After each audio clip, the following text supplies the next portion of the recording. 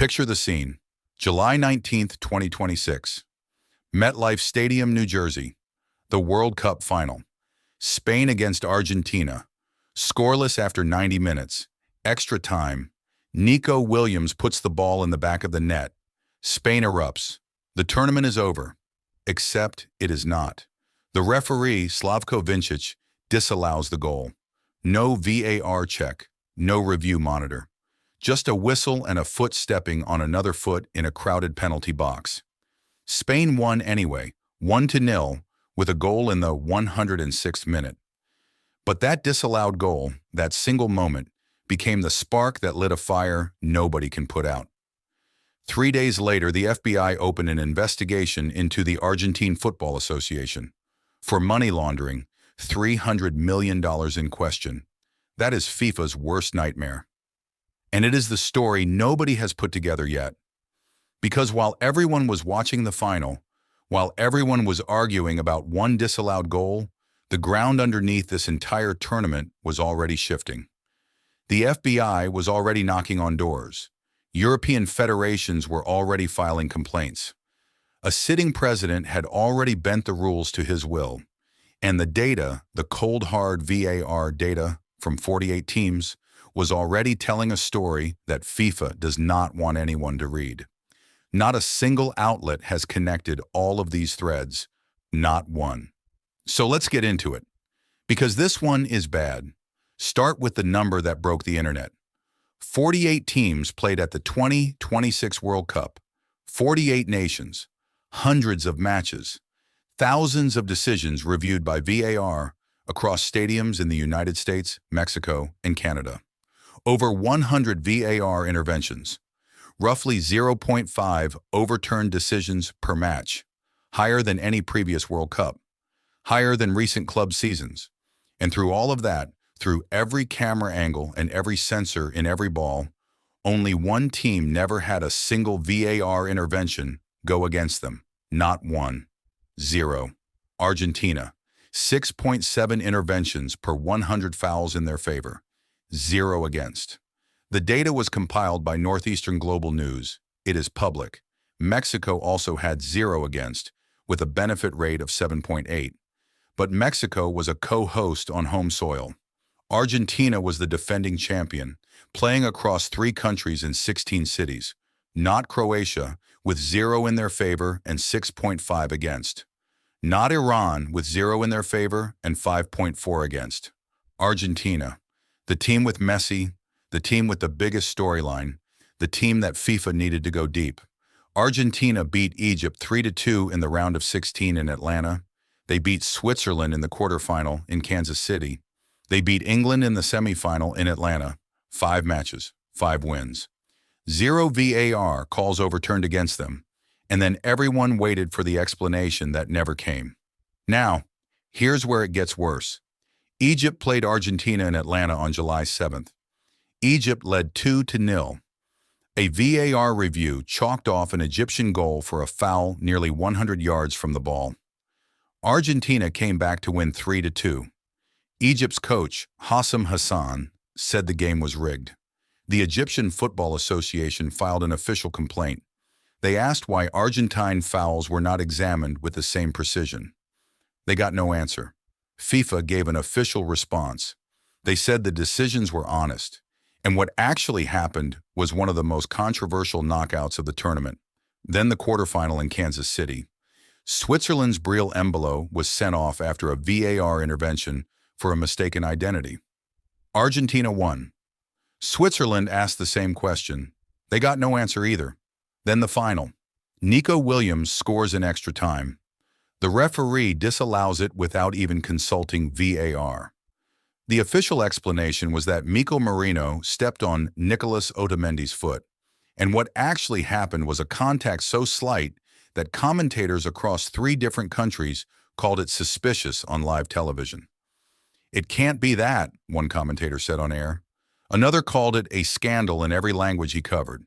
FIFA said the referee made the correct call, and nobody believed them. It is a note from FIFA excusing itself. So, let's zoom out, because that is the real story here. This is not one bad night in isolation. This is a pattern, brick after brick after brick, all in one tournament, all building the same wall. Donald Trump called Gianni Infantino personally to overturn a red card suspension for American striker Folarin Balogun. FIFA had always said red card suspensions cannot be appealed. It was in their own rules. Then Trump made one phone call and FIFA tore up the rulebook.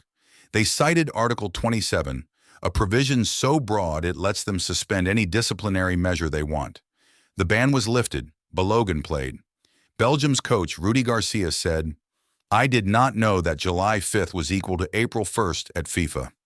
UEFA called the decision unprecedented, incomprehensible, and unjustifiable.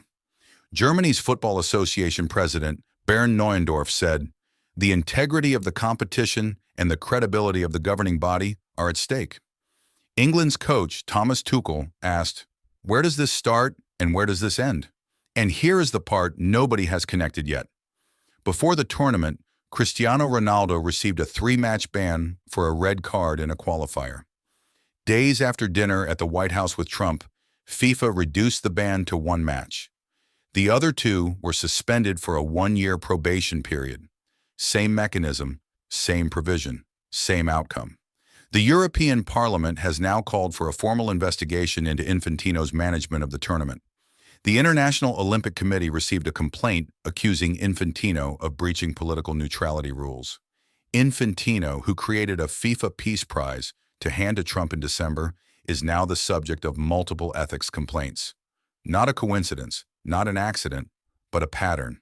So let's put the whole thing together and stack the evidence. Argentina, 0 VAR interventions against them out of 48 teams, the only one. Egypt, a goal disallowed for a foul 100 yards from the ball, eliminated, 3-2.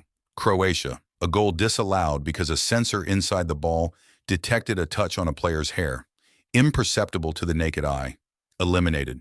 Iran, 3 goals disallowed by VAR across the tournament, eliminated in the group stage. Senegal, a knockout match decided by a VAR-awarded penalty for light contact, eliminated. Germany knocked out on penalties by Paraguay. Gone before the quarterfinals. The United States, a red card overturned after a presidential phone call. FIFA broke its own rules. Belgium forced to face a player who should have been suspended. And the FBI, on July 8th, opening a preliminary investigation into the Argentine Football Association for suspected money laundering. $300 million. That is not a bad tournament. That is a tournament with a credibility crisis, and the dam is starting to break. Let me be fair for a second, because this channel does not deal in fantasy. VAR has been around for years. It has made correct calls that human eyes missed.